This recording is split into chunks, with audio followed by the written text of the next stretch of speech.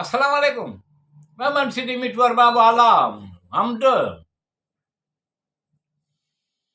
अल्लाह जेको निहायत मेहरबान रहम करण वारो आहे। सब खूबियूं अल्लाह लाए जेको मालिक आहे सभिनी जहान वारनि जो वॾो मेहरबान रहमत वारो आहे। अल्लाह जेको निहायत मेहरबान रहम करण वारो निहायत मेहरबान रहम करम करण वारो आहे। सब खूबियूं अल्लाह लाए जेको मालिक आहे सभिनी जहान वारनि जो वॾो मेहरबान रहमत वारो आहे। ओ अल्लाह आहे, ओ हिकु आहे। अल्लाह बेनियाज़ आहे, न उनखे औलाद ऐं न हू कंहिंखां पैदा थियो, न आहे उन जे जोड़ जो को बि। ओ अल्लाह आहे, ओ हिकु आहे। अल्लाह बेनियाज़ आहे, न उन जी औलाद ऐं न हू कंहिंखां पैदा थियो, न आहे उन जे जोड़ जो को बि। अल्लाह मौला आहे, केॾो त सुठो मौला, केॾो त बहितर मददगार। अल्लाह बख़्शिश वारो मेहरबान आहे। अल्लाह जेको निहायत मेहरबान रहम करम करण वारो आहे। सब खूबियूं अल्लाह लाए जेको मालिक आहे सभिनी जहाननि वारनि जो वॾो मेहरबान रहमत वारो आहे। पखी हुक्म जा ॿधल फज़ा में आसमान जे न ठो रोके को उन्हनि खे अल्लाह खां सवाइ, बेशक उन में निशानियूं आहिनि ईमान वारनि लाइ। पखी हुक्म जा ॿधल फिज़ा में आसमान जे न थो रोके को उन्हनि खे अल्लाह खां सवाइ, बेशक उन में निशानियूं आहिनि ईमान वारनि लाइ। अल्लाह जो शान सभ खां मथां आहे, इहो ई इज़त हिकमत वारो आहे। अल्लाह जेको निहायत मेहरबान रहम करम करण वारो आहे। सब खूबियूं अल्लाह लाइ जेको मालिक आहे सभिनी जहान वारनि जो वॾो मेहरबान रहमत वारो आहे।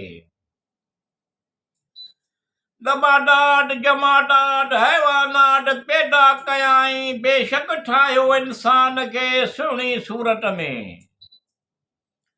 दबादाद जमादाद हैवानात पैदा कयाई, बेशक ठाहियो इंसान खे सुहिणी सूरत में। बेशक रब तव्हांजो वॾो मेहरबान बाज वारो आहे। अल्लाह हर शइ ते कुदरत वारो आहे। अल्लाह जेको निहायत मेहरबान रहम करम करण वारो आहे। सब खूबियूं अल्लाह लाइ जेको मालिक आहे सभिनी जहान वारनि जो वॾो मेहरबान रहमत वारो आहे। मुंहिंजो रब दुआ ॿुधण वारो आहे। मूंखे या मुगनी तूं खुशहाल करे, ईमान सां माला माल करे।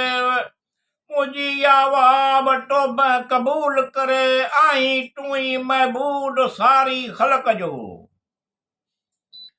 मुंहिंजो रब दुआ ॿुधण वारो आहे। मूंखे या मुगनी तूं खुशहाल करे, ईमान सां माला माल करे। मुंहिंजी या वहाब तौब क़बूल करे, आई तूं ई महबूद सारी ख़लक़ जो। बेशक अल्लाह बेपरवाह सभिनी खूबियुनि वारो आहे। अल्लाह जेको निहायत मेहरबान रहम करण वारो आहे। सब खूबियूं अल्लाह लाइ जेको मालिक आहे सभिनी जहान वारनि जो वॾो मेहरबान रहमत वारो आहे।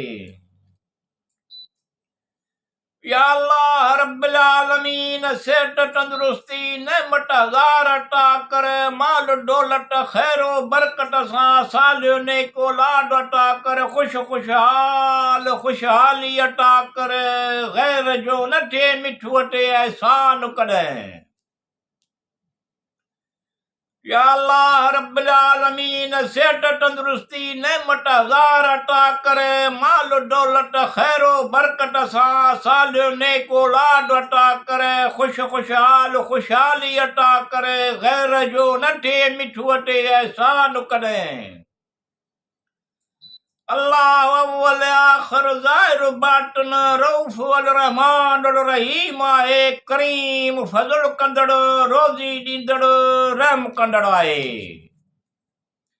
अल्लाह जेको निहायत मेहरबान रहम करम करण वारो आहे, सभु खूबियूं अल्लाह लाइ जेको मालिक आहे, सभिनी जहान वारनि जो वॾो मेहरबान रहमत वारो आहे।